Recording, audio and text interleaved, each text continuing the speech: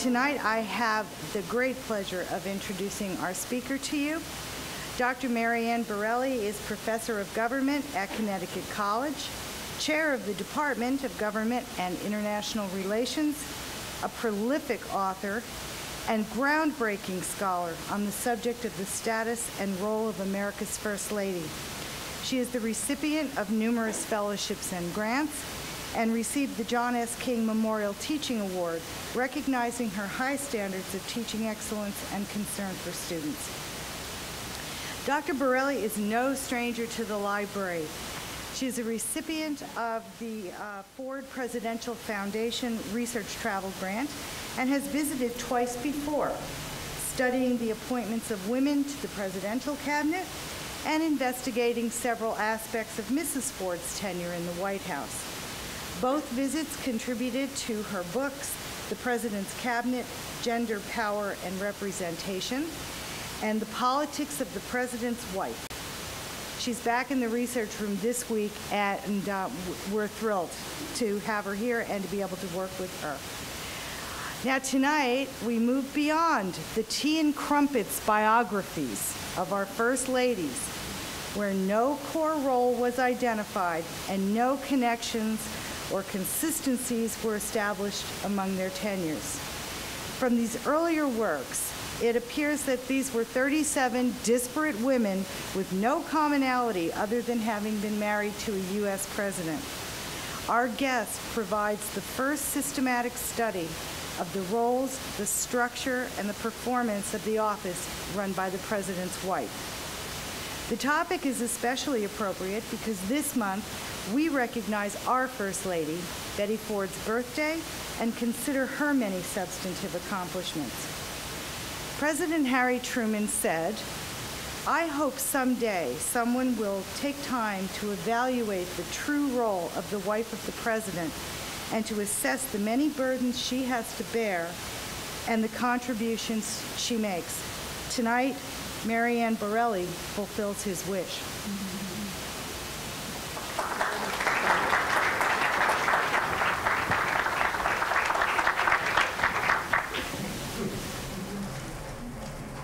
Thank you all for coming. It's wonderful to have you here. I'm so glad to see you, especially since it was sleeting this afternoon. And I thought, oh, it's Michigan. They'll be used to it. So here we go. I have to start with a word of thanks. Over the past several days, I think every archivist in this building has bailed me out, helped me find records. And of course, I only have a few days to be here, so I don't think I've sat in the chairs, which means, of course, I've been asking for more records than usual. And they're extraordinarily generous with their expertise and their time.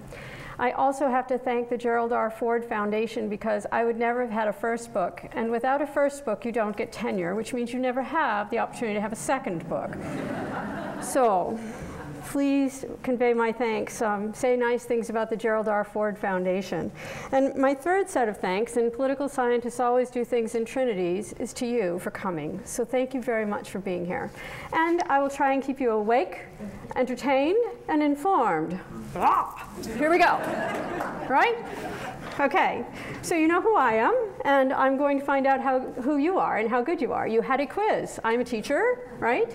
Except this was a quiz that you had to do well on because I figured pooled expertise. You were allowed to talk to one another. No Harvard upsets here, right? Everybody can talk to one another and get the answers, so let's see how you did, okay? Are you ready? Yes. That was kind of half-hearted. Yes. All right. In my church, you know, we've got the amen thing going. Here we go. So this one you should have known. Extra points if you knew that there was also a Warren in her name. And her area of expertise was the arts. Okay? So no surprises. Number one had to go to Betty Ford. You're grading yourselves. Be careful. Okay. Jacqueline Lee Bouvier Kennedy Onassis, okay, and her, one of the things that she was most famous for, of course, was White House conservation. You may not know that she was also responsible for historic preservation in the entire area surrounding the White House. So this was quite a commitment for her. And this would be Lou Henry Hoover, okay, president of the Girl Scouts before and after being First Lady. She was very dedicated. She was real president of the Girl Scouts, yes. She was very dedicated to child development, and she was also known for mobilizing relief work throughout the Depression. Of course, she also worked with her husband in Belgium after World War I. Hillary Diane Rodham Clinton. Full names. Not enough to know Hillary or Rodham. Okay. Of course, health care in the first term, and then towards the end of the first term and throughout the second term, it would have been human rights. Okay. Now, how many of you knew the Thelma Catherine? No. Aha! There's one. Okay, Pat is a nickname. She's of Irish descent, rather like the Borrelli standing in front of you. It's the part that you can't see with me. And so this was a nickname which she much preferred. Okay. Her area of expertise was, as she said, people. She was famous for writing letters. She would write over 400 letters a week individually. Yes, very proud of that, for understandable reasons. I personally like the fact that she would randomly drop in and just take over a White House tour. So you got a tour from the White House, from the First Lady. I'm hoping you recognize Michelle Obama. But you may not have known Lavon is her middle name, okay? And of course, childhood obesity and healthy eating. And this would be Anna Eleanor, remember, Tubal Roosevelt. She married her cousin. I love this picture. She's deep in a mine in Nevada, or as they like to be known, Nevada. All right. Claudia Alta, later Lady Bird Taylor Johnson. She signed all of her checks all through her life as Claudia Alta. She would prefer not to be known as Lady Bird. Okay. Barbara Pierce Bush. That's John Ashcroft behind her when he was governor of Missouri. Okay. And this would be Mamie Eisenhower in pink. Okay. She was very, very proud of her housekeeping and her homemaking. So this is a picture that she really reflects that commitment on her part. She saw it as a critical task and as an important role, not one that should simply be abandoned. I also like the story. She saved leftovers. So if you were at a state dinner and you had chicken, then the briefing luncheon the next day would probably be chicken salad because there were to be no leftovers not used. She also made the president supply the meat for his own stag dinners. So they were stag dinners that he had done the hunting for, which I think always takes commander-in-chief to a new level when you have to hunt for the food that's on the table. Okay. Eleanor Rosalind Smith Carter, of course, was known for her work in mental health systems reform. Community care centers were really an advance that she made, facilitated.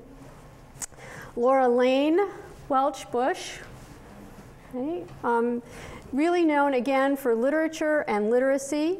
She also took action in regard to child development as a former librarian, public school librarian, and later on also was active in human rights issues, but primarily literature and literacy. Nancy Reagan, Anne Frances Nancy Robbins Davis Reagan. Nancy was a name that she gave herself. It was not hers. Aha, more surprises. Okay.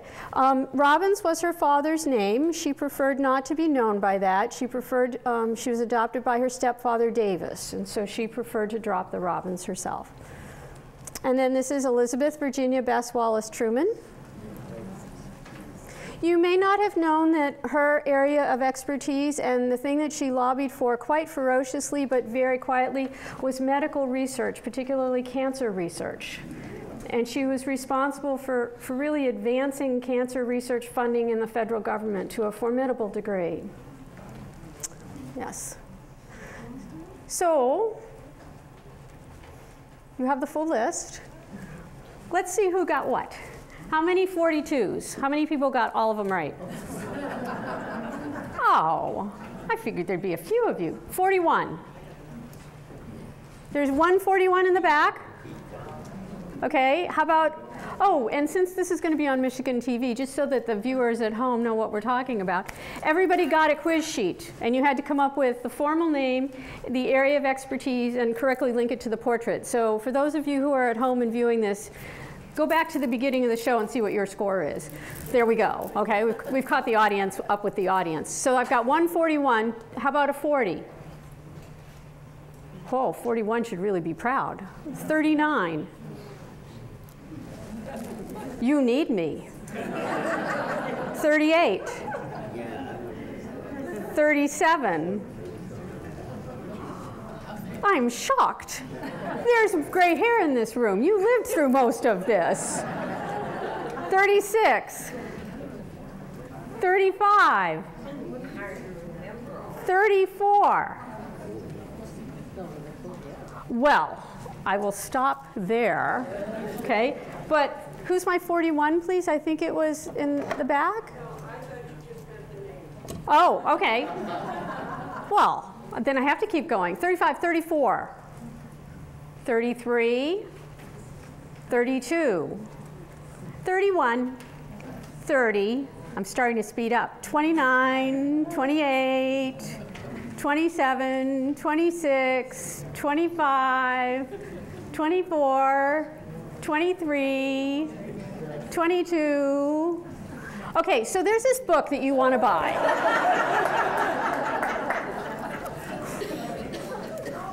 Okay, well, I'm going to have fun. Now that I know that I don't have all experts on my hands, we're just going to cook tonight, all right? Okay, here we go. So I've popped all the names up here.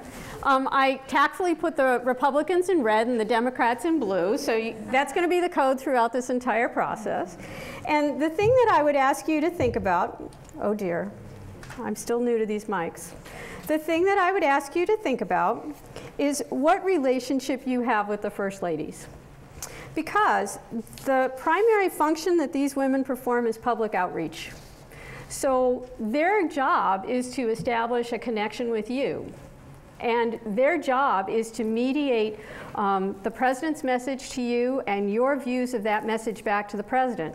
So the relationship that you have with them is a very important one to the presidency, not simply to them as individuals, as women, as wives, as people who care about the president, but really, literally, because that's their job, to make a connection. And I think that if you're sitting there and you're surprised by their names, it's like, why? Okay. Is that because the media is ignoring some aspect of these women? Is it because you're skipping over them? You're more interested in the president? After all, it's just the wife, right? Is it alternatively because you're thinking you might know them as celebrities? You don't think of them as policymakers or decision makers? What connection do you have with the First Ladies? And what did you learn about yourself as you were going through this? That you know them perhaps in a more popular way than in a political way. So these are some of the things to be thinking about as we go through. Because I'm really glad that I'm going to be surprising you tonight. So here we go. One of the things that we know is that typically when we talk about First Ladies, we hear that they have projects or causes, okay? We don't often hear that they are invested in policy, and I think that that's a mistake. I think that what that language suggests is that we're devaluing or perhaps not appropriately valuing the work of the First Ladies, right? So if you look, for example, at this C-SPAN excerpt, Promoting the Arts, or you look at Michelle Obama's book, The Story of the White House Kitchen and Gardens Across America, what you're really seeing are presentations that allow you to be comfortable with women involved in decision-making and policy. Because that's not the norm. We're seeing more women elected to elite office, but again, we're just not seeing that many, and it's still a new phenomenon. But if you, so there's this unexpected quality to women as policymakers. And yet, First Ladies are supposed to be leaders. There's an office within the White House that they run, and it is an important office. I'm going to do everything from how you're seeing it, so I'm going to not kind of keep saying on your left, okay? It's just left for tonight. So on the left we have, this is Lady Bird Johnson meeting with the top members of her staff, and of course on the right is Eleanor Roosevelt meeting with members of the Waves, Okay, my aunt was a wave, so I had a soft spot for them. And what we're looking at here is really that process that I was mentioning before about mediating with the public, but also leading, okay? They're directing an outreach process from the White House.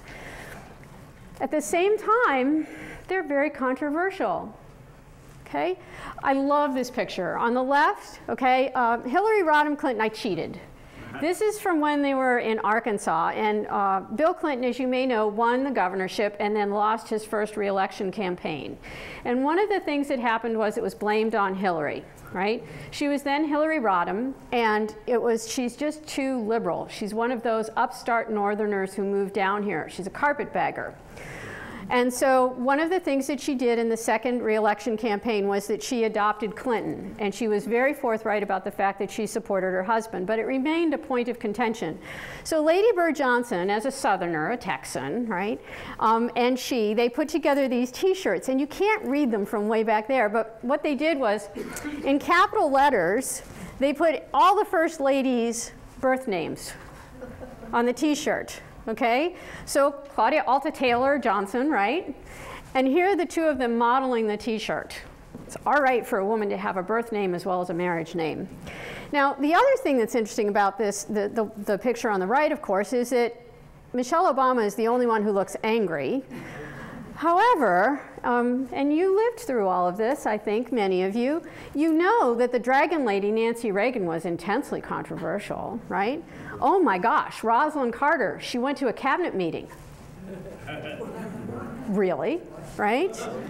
Laura Bush got the flip side of that. She's not doing enough, right? So it's kind of interesting to me, like, remember when first ladies were actually ladies, and it's kind of like, well, actually, we've objected to all of their depictions of womanhood while they were in office. It's only later that nostalgia makes them acceptable. And this is really kind of what happens. Now, I want to be very clear, and this might be totally familiar to you, so I apologize if that's the case. I'm not just talking about the sex, sex as a noun, of the woman, okay? I'm talking about her gender role performance. So in other words, how does she understand being a woman? What is the way in which this person is acting as feminine? Okay?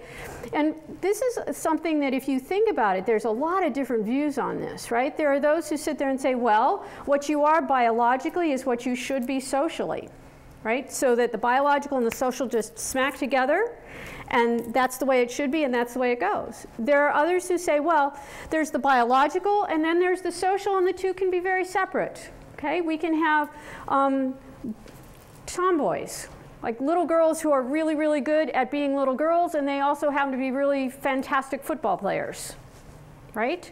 And so forth and so on. In my hometown, the soccer league, for example, is co-ed. So what we're really asking here is, okay, these are women who have self-identified as being female, but how are they understanding their roles? How do they choose to act, okay? To perform. And I want to be clear that for me, perform is not some kind of nasty little side kind of swipe. I happen to think that politics at its best is really good theater. Like Shakespeare is really good theater, okay? So not like, I'm not using this as a swipe. I think it's a really important question to ask. And if you're in the statistical minority, because there are still comparatively few women in elite positions within the executive branch, then asking what roles women are allowed to play, are encouraged to play, have the opportunity to play, is a very, very important question. And that's what's being brought up here, I think, with this depiction. So, with that in mind, let's see what happens. You may remember Michelle Obama addressed the Democratic National Convention. Within 48 hours, that speech had received over 2.5 million hits on YouTube. 2.5 million hits in 48 hours. Now, the next speaker that was next close to that, this is before her husband spoke, so you don't see Mr. Obama up here. The next most popular speaker was, not surprisingly, Bill Clinton with 1.5 million. Right? Now, I know he's a former president, she's a current first lady, da-da-da-da-da-da-da, but this really does go to the level of scrutiny. So here is a position that's closely scrutinized, right? Not necessarily. This is Michelle Obama in blue and Laura Bush in red for 3 years after their husband's inauguration. So the scrutiny that these women encounter is really highly uneven, okay? And that has a lot to do with context. It matters that they are women. It matters that Michelle Obama is an African-American woman, that Laura Bush was a white woman. There's all kinds of different identity questions that are arising here, especially in a branch that is very strongly, very emphatically masculine in the traditional kind of authoritative military sense of that masculine identity. And I'm a Navy brat, okay, so don't hurt me. I'm using military again in a respectful way. But the thing that I love, this is the official cabinet portrait of the Clinton administration, and you'll notice that they put Madeleine front and center, okay? This is when she was UN ambassador. When is a UN ambassador standing that close to the front? Hello, right? So they're really kind of foregrounding the woman, okay? It's a lot harder to find Janet Reno in that picture because she's wearing black that day, but here she is, okay? Now, the thing that I love about the Vanity Fair, okay, and I know it's Vanity Fair, but Annie Leibovitz, Vanity Fair has a way of drawing out some of the perceptions that we carry around as a society and asking us to think about them. War and Destiny, that cover, really brings forward the idea of like the commander-in-chief, the declaration of war, the need for a strong, assertive, powerful, authoritative, masculine leader. And you can see, this is Bush, right, Cheney, and Powell. These are 3 men who do not apologize for being strong alpha males, all right? I heard a right, and it was a low voice. Good, that was good. Okay? All right, so now let's look at this one, all right? So how have first ladies responded to this? They're supposed to be leaders, but they're gender outsiders, right? There's no single conception of womanhood where they can take refuge right now. Women are pretty much lightning rods for the culture wars, and incidentally, it's plural wars. We can't even agree on what we're fighting about, okay? This is a big question, all right? And so what I did was just kind of take one step back into a time before, this is just as Betty Friedan is publishing The Feminine Mystique. And here's a picture that kind of really draws forward the complications of being a policy entrepreneur. Jacqueline Kennedy in the pink, okay? So she's doing, no pink. Pink is important, okay? This is the Mona Lisa, one of the most famous portraits of a woman, right? The mysterious Mona Lisa, okay? And how did she get it out of France for the first time in several hundred years? She charmed Charles de Gaulle. And this is one of the most famous, what do you call it, cartoons? Yes, from the time period. Mrs. de Gaulle wakes up and Charles is dreaming of Jacqueline. Okay? True enough, there was charm involved. But it took a heck of a lot more than charm to get the Mona Lisa out of France for a visit to the United States, that upstart nation, okay? And you can see that really thinking about the amount of negotiation and policy that went into it that was initiated by this First Lady. So how have these women been effective policy entrepreneurs? They are very determined, they are very self-aware, and they are highly strategic. So here we go, all right?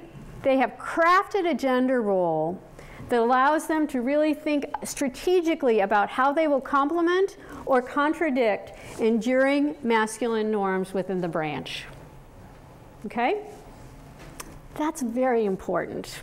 Think about Jack Kennedy. Have you got him in your head? Playing football, right? Leading the free world, demonstrating vigor. Now, take Jacqueline Kennedy out of the picture, okay? This is a man who had a chronic bad back, who could barely move some days, right? Who had Addison's disease, who was too young for the office, okay? Jacqueline played an extraordinarily important part in that administration in speaking to his vigor, his manliness, his authoritativeness. Now, there's more involved, I understand that, but I want you to be thinking about this in terms of image, in terms of substance and in terms of power. So with that in mind, let's take on a tough current case, and that would be Michelle Obama, because this is a very complex and difficult role that she is playing. African American women in the United States have not been generally respected as mothers, right? They're welfare moms, okay? They're not good mothers. They're single mothers. There's a whole list of critiques that are addressed stereotypically to African American women that they have been trying to live down and correct for generations. Okay? They also are not widely respected as leaders. Okay? When they are seen as leaders, it's often in the sense of, oh, well, they're demeaning to men, right? They're emasculating, right?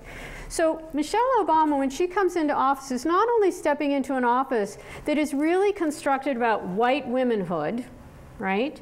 But she's also stepping in knowing that she's bringing images that others are going to find either necessary to live down. Here's an opportunity for African American women to have a powerful, positive role model, or that others are feeling she can only live up to.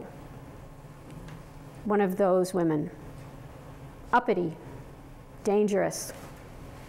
Okay? And what does she do? She proceeds, she takes a year to get her girls settled in school, right? Mom in chief. And then she comes forward and she begins to really develop the Let's Move program. These are three images that I'd like you to just think about in terms of seeing the crafting. Let's start with this one.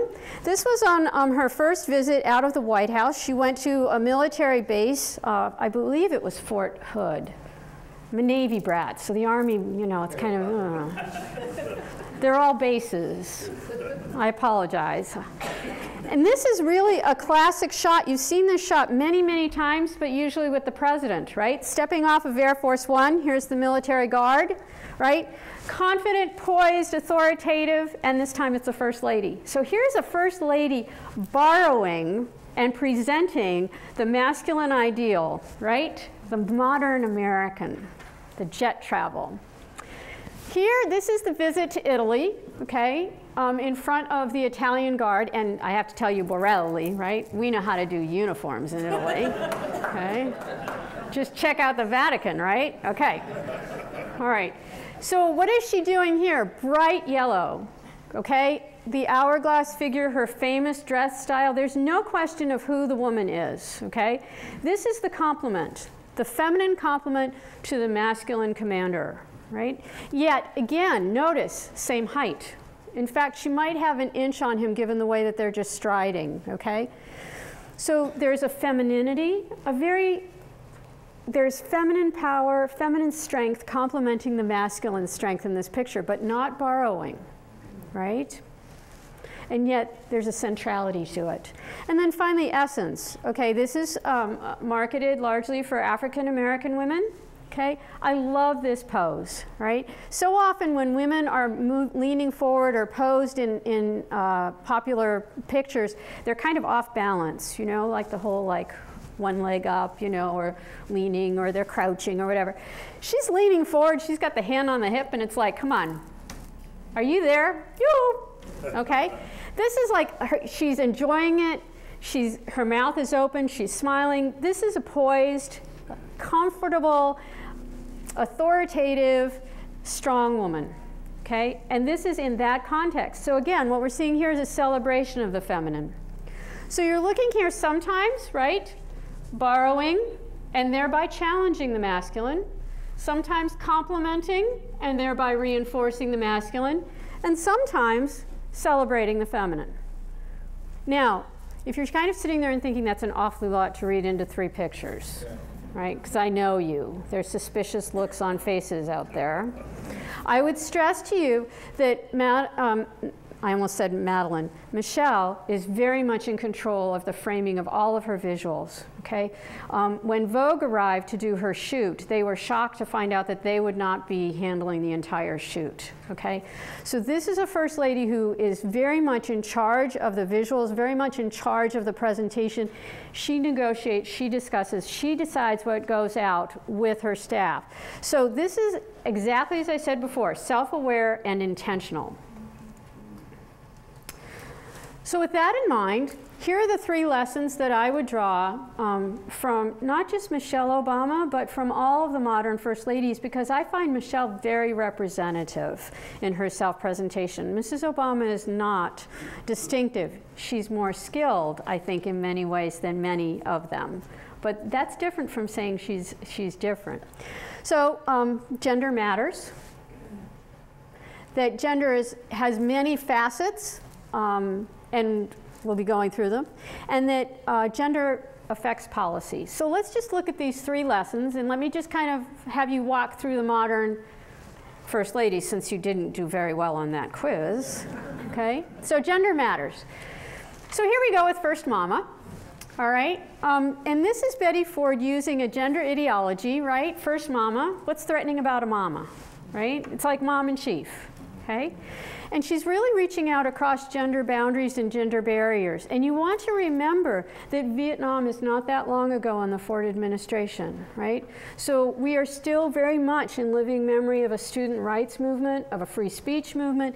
The presidency is not going to be viewed as a happy thing, okay? And I was reading today in the ERA correspondence that I had several mothers writing in saying that, you know, my child was sent to Vietnam. My son was sent to Vietnam, and now you want to send my daughter into the military with this ERA that you're advocating, okay?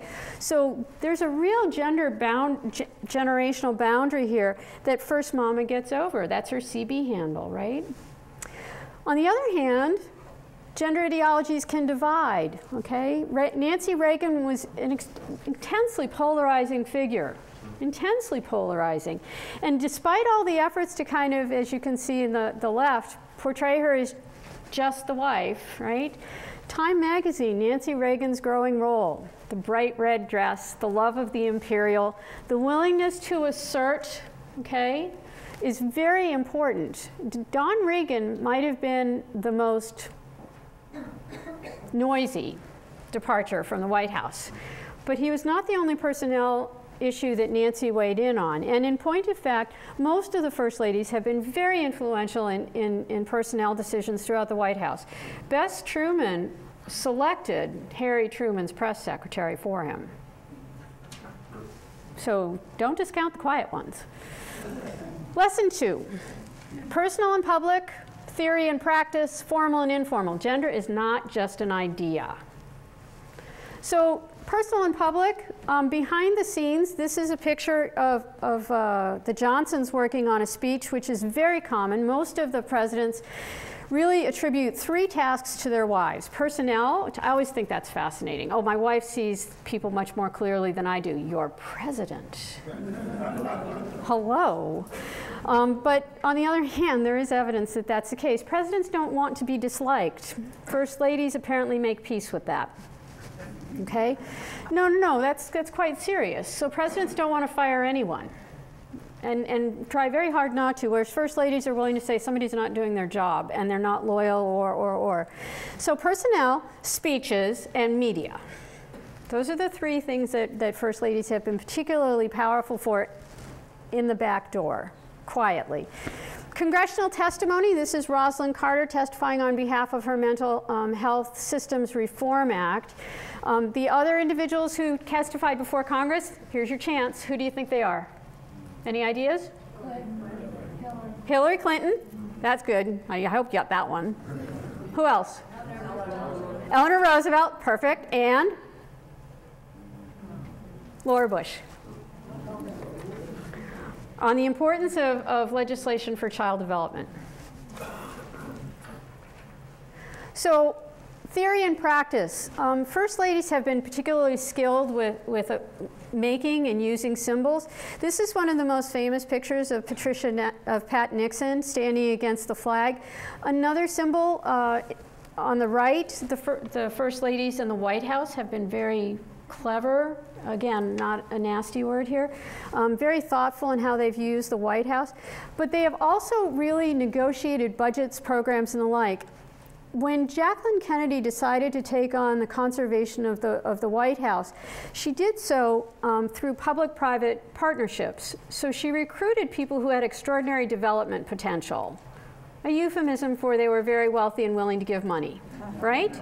And thank God for them. The DuPonts stepped in and made it possible to really develop her initiatives, okay? So public-private partnerships, lots of legal negotiations, that kind of money, those kinds of antiques, this is a very difficult thing.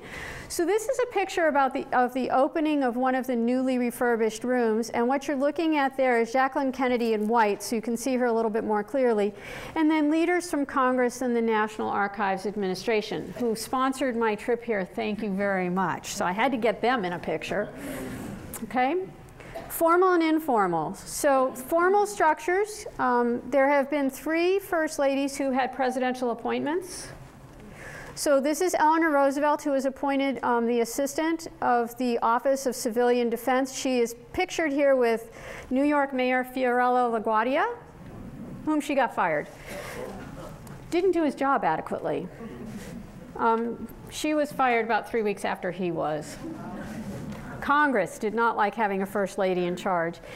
In terms of more ad hoc organizations, Barbara Bush is probably one of the most outstanding in this regard with her grassroots mobilization on behalf of literacy, particularly family literacy.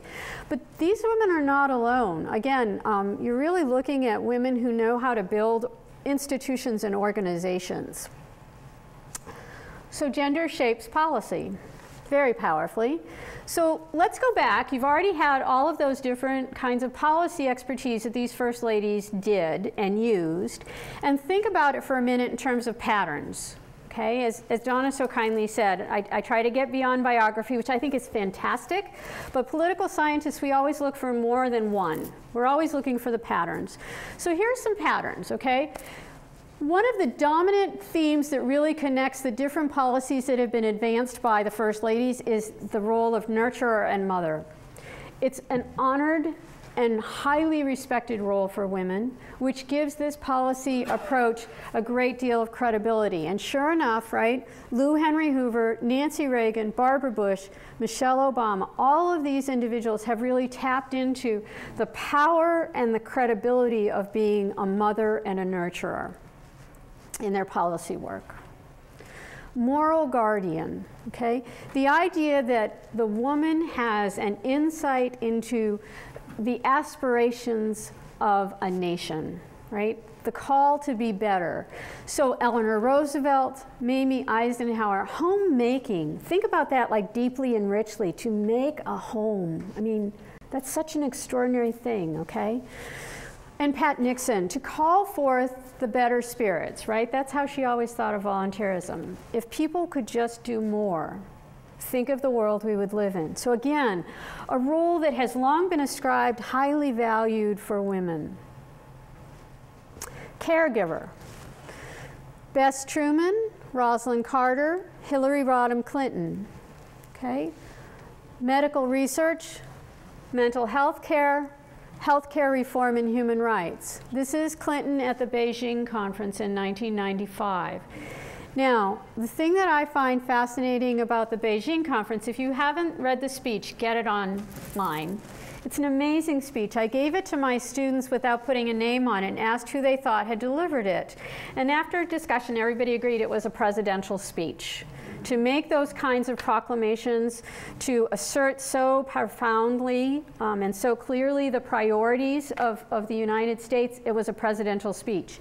And when they found that it was a first lady, the conversation was very frank. Is this what a wife should do? Is this what a woman should do? Is this how an executive should delegate?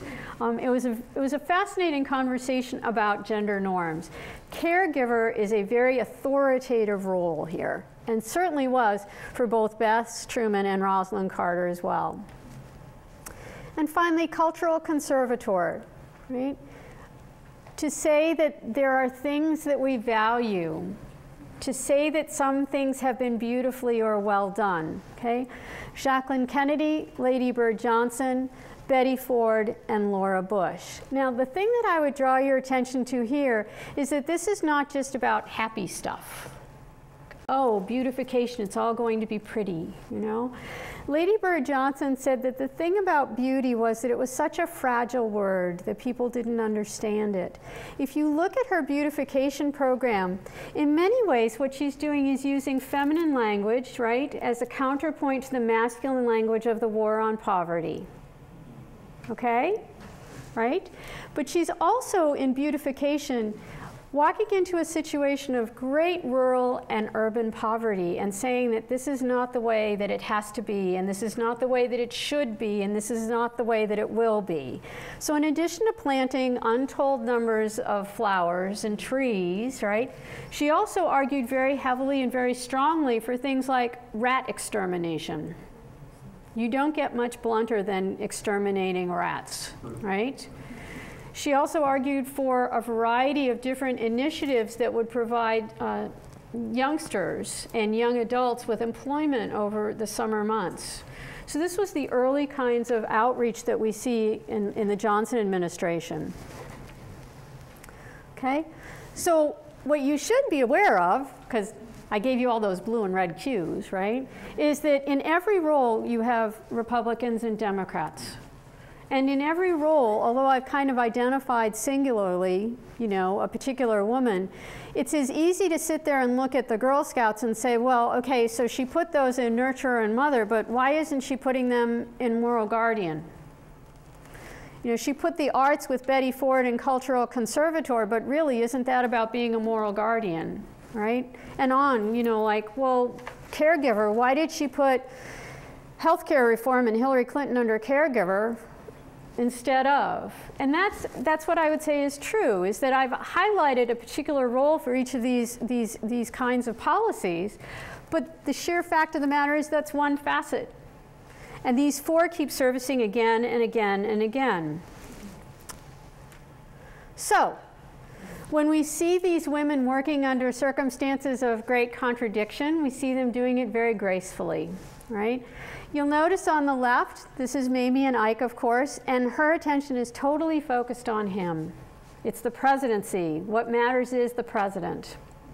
If you look at the right, however, this is the Lady Bird special. After President Johnson signed the 1964 Civil Rights Bill, he knew that he was basically signing away the support of the South, where segregation was so powerful and where Black Americans were still not allowed to vote. And so he sent his wife into the South on a whistle-stop train tour from Alexandria, Virginia to New Orleans, Louisiana. And he told her, bring home the votes. Now, this was really deliberately strategic on Lyndon's point of view. He was trading on her identity as a white Southern woman to win the support of white Southerners. She was trusting that old norms of civility would allow them to at least listen to her. And this is the train that they outfitted for that ride, okay, which made high 20s in the way of stops. There were 3 near riots, okay, with serious threats of violence. There were many times where she drew crowds of over 10,000, okay. This was a very difficult tour. It was especially difficult at the personal level in that there was no air conditioning. None. There were no refrigeration units on the train. What they did from stop to stop was it was all planned out so that on one stop people would get on, right? And they would bring on the food, and if you had a visitor, the visitors would arrive with flowers and so forth and so on. They would ride together to the next stop, eating the food, enjoying the flowers. When people got off, they'd go off one door. The flowers went off the other door to a hospital. It was all organized. And coming in was fresh flowers, new politicians. So that you were always riding in the area that you had a supported elective official standing there and supporting Lady Bird Johnson as she sought votes for her husband. This was like clockwork. Highly independent, highly strategic, not the Mamie Eisenhower depiction. So we're seeing the two elements here always in contribution. So that's why my next project is going to be looking at campaigning. because I think that that's where you really start understanding how this contradiction plays out. I also think campaigning is important because that's the central mechanism for legitimation in our country, right? It's about getting elected and holding that office. So let me just give you a little preview of what's coming, because once you read my First Lady's book, right, you've got to get the second one. I need to be popped up in those Amazon numbers. Have you seen them? Okay, so here's the campaign buttons. Yes. And that was not waiting for the third term. That button surfaced pretty quick. Yes. Okay.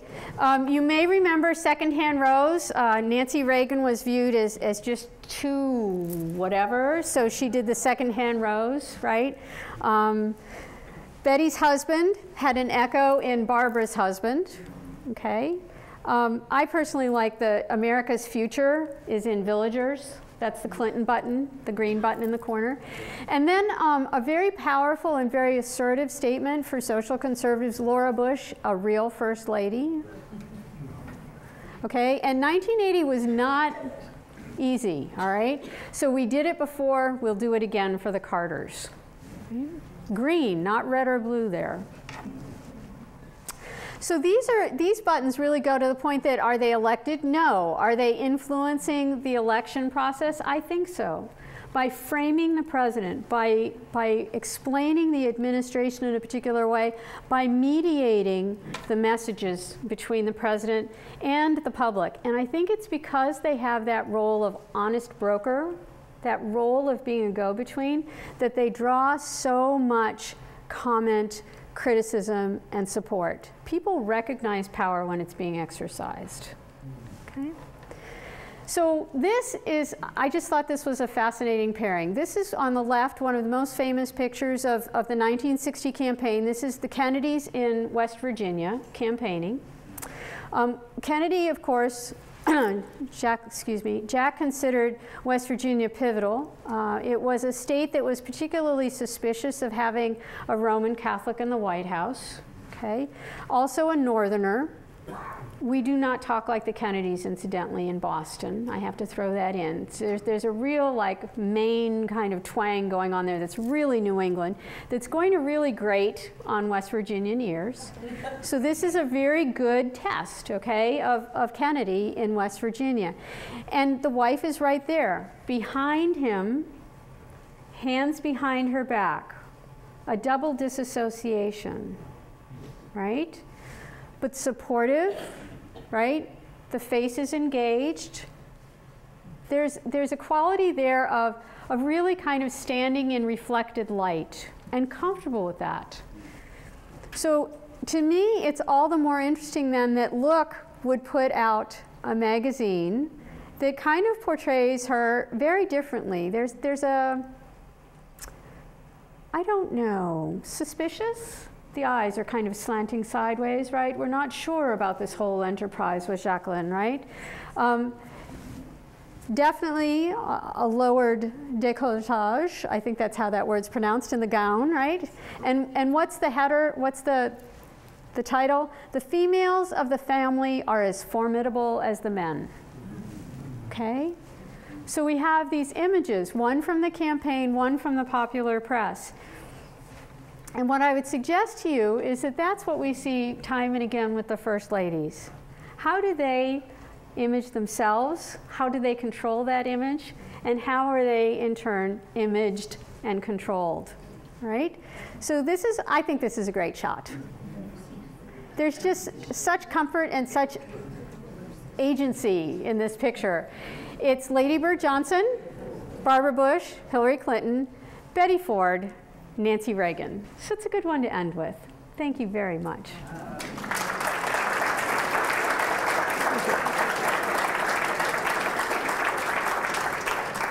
Now, there's a mic in the back, which is not meant to send you away from me. It's just to point it out.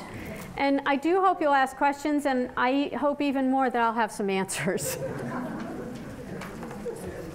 Professor Borrelli, thank you very much for a fine presentation. Thank you. As a historian, I'd like to ask you a simple question.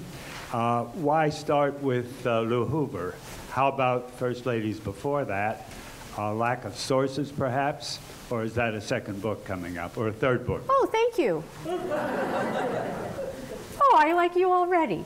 The reason that I started with Hoover, there are different definitions of what constitutes or where the modern presidency begins. Some folks would say Nixon, because he had a very highly structured, in my other life, I'm a bureaucratic analyst, which pretty much puts everybody to sleep, you know. He had a very structured office with lots of departmentalization and specialization. Some folks go for Roosevelt because, of course, the proliferation of offices with the Depression. I went with Hoover because Hoover is the first presidency in which the president has multiple aides, and for that matter, so does the First Lady. So I felt that they were really starting to have a sophistication in their organization, and I wanted to go as far back as possible so that I was really having to test my arguments. We're really spanning, at this point, it's the first women's movement for suffrage has happened, but it's still pretty new in 1928. It's still within living memory. We have the first, second women's rights in the 60s. Now we're in the third wave of the women's movement. So it gave me 80 plus years to really challenge myself and yet stay within what political scientists are comfortable saying is the modern presidency. In terms of sources, I think that, and I say this quite sincerely, NARA has done a really great job of working with the different presidencies. So there actually are pretty good sources further back, but that was where I made the cutting line. Thank you. Fascinated by your categorization of all the first ladies, and many of them fit into the structure that you laid out. It's not a simple question, so you can choose to answer as much as you want, but I'd like you to speculate about the time when we have the first female president and we have a first man or a first husband. First gentleman. And what challenges does he face, and where does he fit into the structure that you laid out for the feminist responsibility as First Lady? Okay. I think that's going to be really rough. Not just on the society that's going to be kind of sitting there trying to understand this person, right? But also on the first gentleman, right? Because I'll give you a concrete example. All right, so James Bond. I'm switching gears totally. But you may remember there was a James Bond film, and at the very end, I don't remember which one. I'm not that much of a fan, but I'm rather a fan. And so at the very end, James Bond calls, and he's put through to Margaret Thatcher in her kitchen, and she and Dennis are doing the dishes. Do you remember any of this? Yes, I'm seeing some nodding heads. Okay, good, they're out there. And so Dennis is actually in an apron, and he's wiping the dishes, right? And the whole thing is, Margaret Thatcher's like, oh, James, right? And you're just like, oh, this is really unfortunate. I'll bet Margaret's really unhappy right now. But Margaret was probably unhappy at being, you know, kind of flirting with James Bond. But if I was Dennis, I would have been livid, because he was just standing there kind of like wiping the dishes going, who is on the phone, dear? You know, it's like, wait, I mean, like, this is a man who is very accomplished. So I think that it's going to be a negotiation to really respect and recognize the first gentleman, even more profoundly than it has been to recognize and respect the first ladies, because it's considered socially and maritally appropriate, at least for some people, for the woman to support the man. It's not still entirely widespread support for having the husband to support the wife. In evidence of that contention, I would point to Bill Clinton in the 2008 campaign. And I think that was a really difficult campaign for Bill Clinton, because he was stepping back and trying to find his way where he had no guides. And I actually saw Bill Clinton from a distance once, and he's a physically large man, right? I mean, I was surprised by just like this tall person. And he's a former president, and he's very accomplished, and he's very bright. And all of a sudden, he was the satellite. Like, he just doesn't have practice at that. And you saw that with those outbursts during the campaign, right? I mean, you were just like, oh, this is dramatically unfortunate, you know? I mean, I think that's tactful. You know, but what it was how do you go from being the president to being the first gentleman? Well, you're still first, right? And presidents are gentlemen, right? It's like, yeah, but go back to War and Destiny, that Vanity Fair, right? I mean, you're not going to be in that role. And the closer you get to it, the more dangerous you are, because that brings forward all kinds of issues about unelected individuals. So to answer your question, I think that I have a lot of compassion for the first gentleman, and the sooner he gets here, the more I have to write about, so that I can be right about him the way I'm right about these women. But I think it's going to be, I think it'll be something that's, I find this field to be this topic to be very revealing of ourselves as a society, and I think that will be very revealing of ourselves as a society. Thank you for the question, for both questions. Any others? Okay. You too.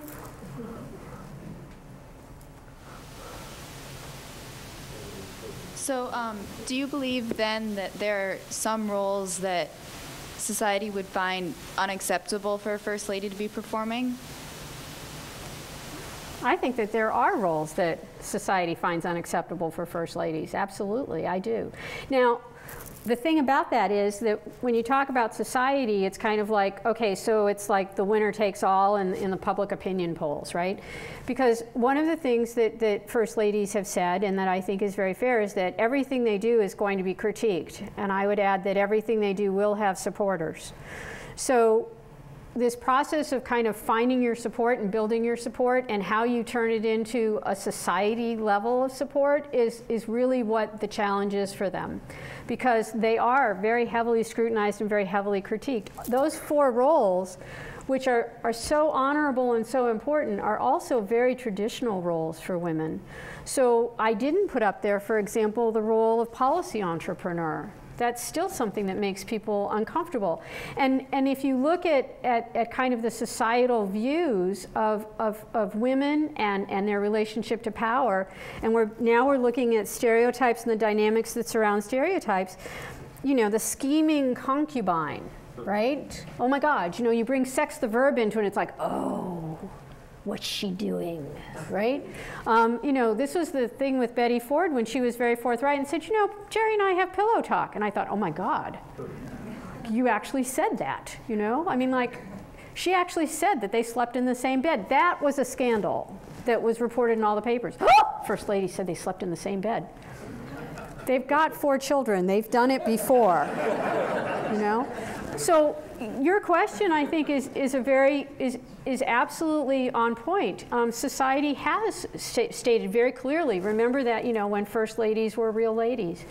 But that doesn't mean that that's where it stops. And I think that by being more aware of our evaluations and our knowledge, hence my quiz, then we start thinking more clearly. And we may want to start thinking more clearly about how to honor mothers, right? As well as thinking more clearly about how to also respect women as wage earners. Thank you. Thank you. Which First Lady is your favorite? Oh. Well, you know, it's kind of like when you have to pick between kids, you know? I mean, I'm told, I don't have children, but I am told that that's just not done. So I find that there are things in all of them that I just kind of admire. And I also find that they humble me, because I was, again, working in the papers in the archives today, and at various points in Betty Ford's tenure in the White House, there are comments about her fragility, right? Not just in terms of the breast cancer, which was, I mean, let's see how good somebody is after an amputation, right? Let's not wrap this up, okay?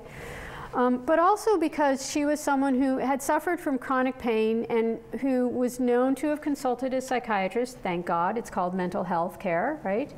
And so they go back and forth. And I was looking at her travel schedules during the 1976 campaign. And I just called Donna over, and I was like, I would have been on my knees. I mean, I would not have been able to do this. 3 flights in one day with speaking engagements, like day after day after day. And we're not talking just, oh, you know, like whatever, right? I mean, at one point, She flew from Maryland to New York, stayed in New York overnight, then flew from New York to New Jersey with speaking engagements in both places so that she could fly from New Jersey out to Iowa and back again to Maryland. That was all in one day. Yeah, over and over again. So I think they humble me, and since I'm not terribly strategic, you could probably tell I'm a little too direct for that. Their subtlety also makes me respect their patience. So I really have to say all of them. And then on the days when I can pick a child, I think I would have to go with Lady Bird Johnson. I think that Lyndon Johnson was a handful.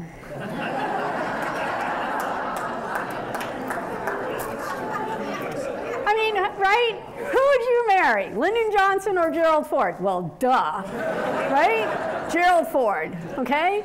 I mean, please. So I think that she really had a challenge on her hands in the president that she was working with and for and married to. And I also think that she pioneered, for example, independent campaigning in a way and to an extent that others had laid the groundwork for. Okay, Eleanor Roosevelt, everybody pulls in Eleanor Roosevelt. But to be able to do it, to confront crowds that you knew hated you in the South, to stand there as a Texan and to kind of like use all of the code to argue for a dramatic change in policy, that's a kind of courage that goes beyond humbling me. I mean, I just kind of step back and I'm like, okay, write carefully, because you're making judgments about a woman that did a great deal. But that said, even the ones that drive me crazy, right, they do make me kind of write carefully, which I think is a gift. You know, so often that's not the emotion that you get in political science. You don't get write carefully. It's like, why are they wrong? Didn't they know this was going to be a problem? You know, and no, they don't do that. Thank you for that question. You mentioned that 3 of the women had presidential appointments. Yes. I only caught that it was Eleanor Roosevelt. Can you tell us the other 2 and what their specific roles were? And you know, I realized I did that and I thought I should go back, and then I was like, oh, but I'm flowing. So thank you very much for that question. Flowing on, as the kids would say, one of my little tangents. Okay, so the 3 are Eleanor Roosevelt, of course, has a presidential appointment, which elicited serious questions from the media about whether the president would ever fire her. Okay, and he did, right? The controversy from Congress became too great. She was viewed as introducing socialist elements into the government. And her FBI file was quite thick. No. I'll tell you when I got a joke. That one's data true. So that's the first one, and that's the one that I did mention. The second presidential appointment came from President Carter to his wife. She was to have been the chair of the President's Commission on Mental Health. When they consulted the Office of Legal Counsel and the Department of Justice, they found that for reasons of nepotism, she could not hold that office. So what they did was they cut a deal, right, and nobody took them to court, so that's the best kind of deal. And she became the honorary chair, but she was in fact involved in she was involved in selecting all of the personnel. She attended all of the hearings. So she was very much a powerful force. And then, of course, she was the leading face on the media campaign that took the report out and brought the act to fruition in Congress and then provided it with a budget. That act, incidentally, was unfunded. The funding was taken away by the Reagan administration. So of all the things that Rosalind minded, and there were many, about losing in 1980, that was one of the most biting that she said. The third appointment, and you all probably know this one, but it gives me a chance to talk, so thank you for that question, was Hillary Rodham Clinton, and she was named as chair of the President's Task Force on Healthcare Reform. What you may not know is that she was later challenged in that role. It was said that she was not an official of the federal government, and therefore closed-door meetings were not acceptable. The Clintons took that to court, and won recognition for the First Lady as a de facto federal official who could conduct her meetings behind closed doors. So it was a tremendous advance for the First Lady to have that third appointment with Clinton, Rodham Clinton being willing to fight for the powers of it. So Roosevelt, Carter, and Clinton are the three presidential appointees. Thank you. Your voting for Lady Bird as your favorite compels me to share an anecdote. Okay. This is a number of years ago, back in the middle 1960s. I shared the podium with about 5 people, and one of those 5 people at the College of the Virgin Islands holding its first graduation. One of those people was Lady Bird Johnson. That's right. And as my wife and I were approaching the college, which was housed in the former Marine barracks near the airport on St. Thomas, the traffic jam was so prodigious that I said, I'm jumping out here and taking a shortcut, otherwise I'm going to miss the staging area. And my wife, Connie, moved on, moved the car along, and I started up a berm toward one of the barracks buildings where we were to meet. I literally ran into the president's wife, came up over the edge of the berm, and ran right into Lady Bird, who promptly tipped over into the arms of Dr. Melville Evans, who was at that time health commissioner of the U.S. Virgin Islands. He later became governor of the islands. There was no Secret Service around anywhere. Otherwise, I'm sure I would have been apprehended and vetted thoroughly. And later on, we were on the podium, and when we left the podium, she came into a line along with the governor of the island to shake about 1,800 hands. I was about 1790 when my turn came up to shake her hand, and she called me by name. She said, it was interesting running into you, or you running into me. And we carried on just a very brief conversation. I've always had an admiration for her. There's also a footnote to that. When I was a senior in high school, they sponsored a wildflower essay contest, which I won. I was the last one to hand in my manuscript, but I did win the $35 first prize. And when I found out that Lady Bird Johnson was an advocate for wildflowers, I was once again endeared to her as well. Thank you.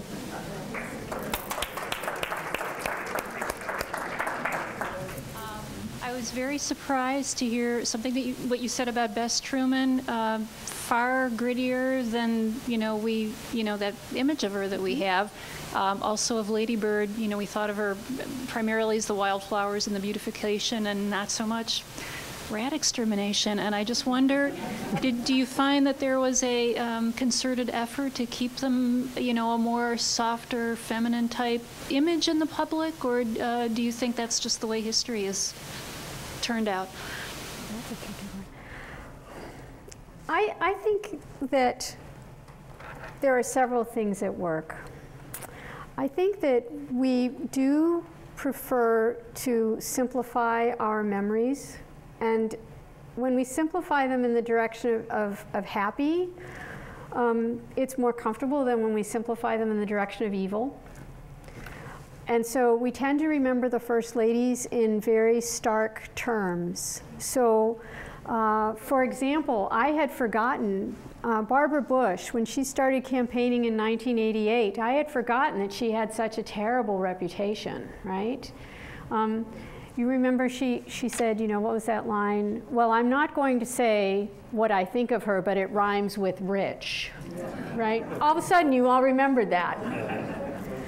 We always think of her as really kind of this very grandmotherly, 3 rows of pearls kind of thing. You want to remember that in 1988 and again in 1992, she was so forthright on the campaign trail. Do you know who ran kind of interference for her and calmed the staff down after they were dressed down by Barbara Bush? George W. Yes. That's kind of how he earned his spurs, I guess. within that campaign. So I think that in many instances we have really chosen to remember these women in very stark terms. And so, for example, Eleanor Roosevelt is not always remembered as this champion at all.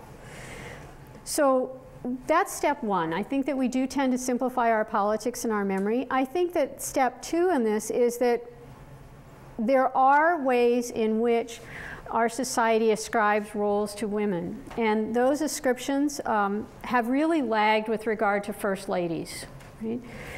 And so as a result, our memories remake them in the directions that accent either their conformity or their rejection of those kinds of traditional roles. That's why, respectfully, I think it's time for us to grow up as a society and really kind of start thinking about these women as they were, because what they are and what they were is really quite amazing. Why would we deny ourselves the opportunity to realize how extraordinary human beings can be, right? So I think that for me, since I'm a great lover of grit, and I would never say that these women have been consistently wise. They have made colossal mistakes, right? I mean, when you're on this big a stage, you're going to make colossal mistakes. But they are extraordinary. So that's where I would just go with it. Is I think that what we're looking at is kind of the power of our frames and our archetypes, and wouldn't it be good if we could grow beyond them? And the clock says 1:06, so I've had you for 6 extra minutes, so I better give it back to Geyer. And if you have more questions, I hope you will come up and just say hello or whatever. Thank you. Stay up there.